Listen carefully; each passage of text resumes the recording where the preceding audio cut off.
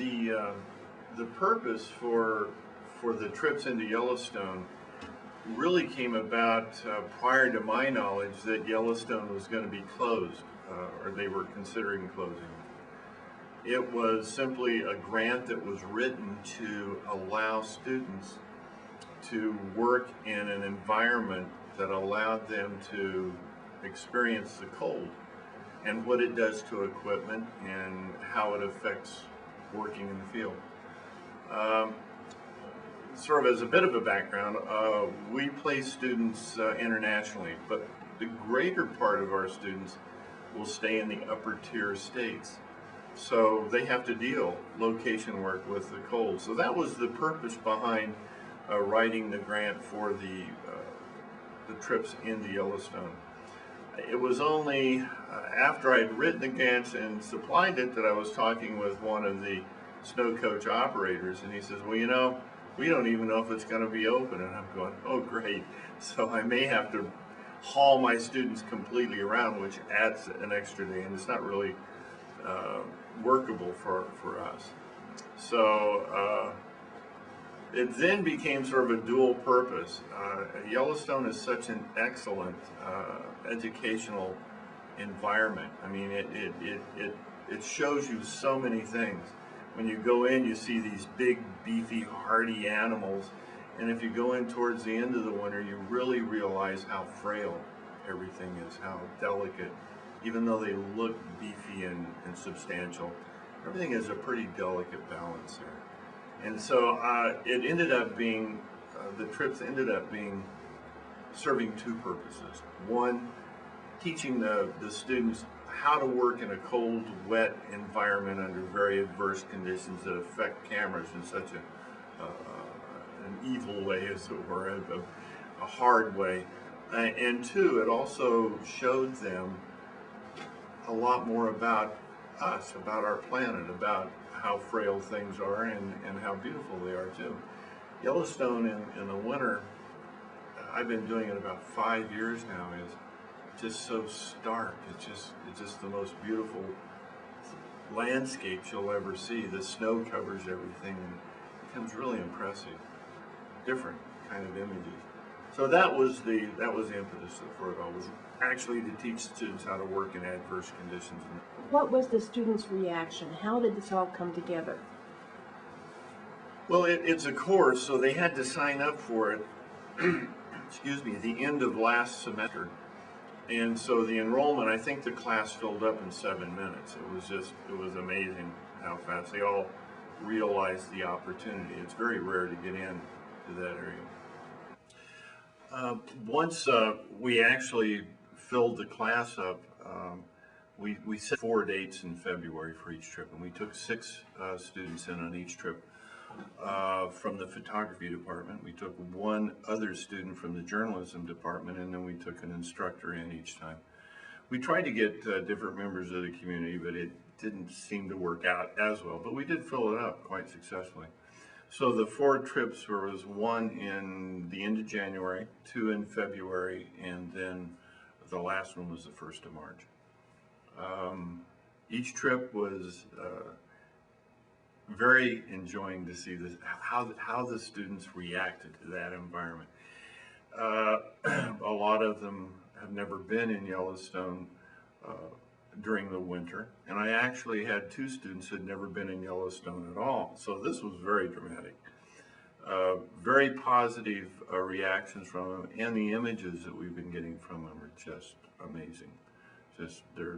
We're really blessed here with students with a really intense work ethic and a desire to go somewhere in photography, and it shows. It shows in our student shows and our international publications and such. So they're good kids. The students learn quite a bit, and at different levels. Primarily, they learned that working in an adverse condition is possible. It takes a lot more effort. It takes a lot more forethought. Cold weather will actually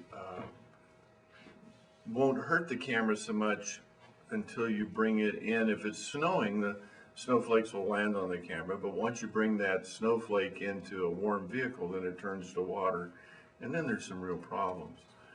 Uh, Especially with electronics and some of the media cards, we're all doing digital now. Secondly, if it gets adversely cold, it can affect the lubricant in the helicoidal focus, and that becomes a problem. However, this trip we didn't reach that. I think we had one trip that was like -5 for a short period. So they learned that. They learned how to technically work in an environment that's very, very brutal.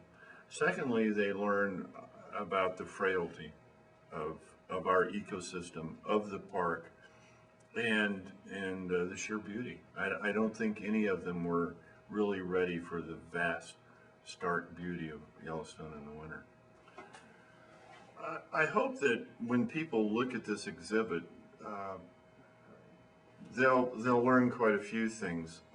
One, that the environments on the east gate going into Yellowstone are a absolute treasure, and to have the National Park Service just randomly close that off, I think is going to be an extreme loss, not only to my students, but to the general public in this area and the tourists coming into this area. I'm hoping that the park superintendent does attend, so, and I'm sure she's quite aware of the beauty of it, but I'm hoping that she will see the response of the public and the way the park can be used if proactively presented to the public instead of just randomly closing it down.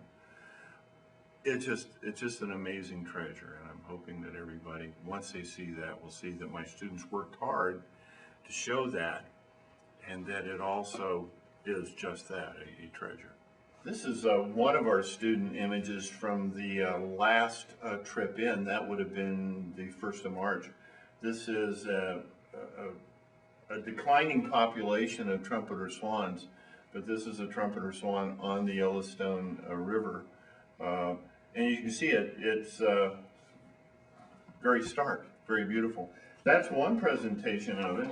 This is a image that was done by one of the instructors that went in. So it's really amazing how you can have a group of photographers around the same subject and they can see something completely different. So this is just a different presentation on that swan, trumpeter swans. This is a pair of very heavy snow. We were just covered in about 15 minutes. The buffalo, of course. Our first trip, this is the very first trip in January. It was towards the end of January.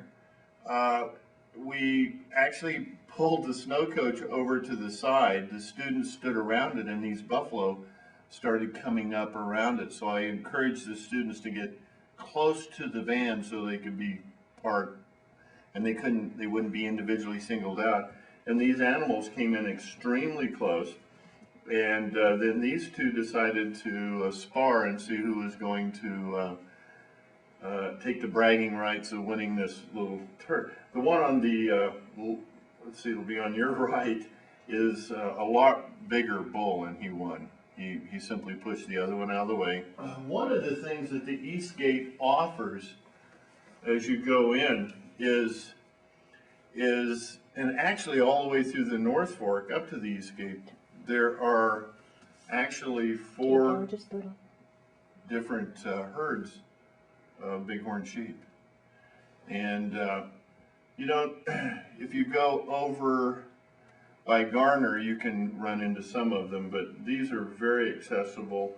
This is with a long telephoto lens, but it was still pretty accessible.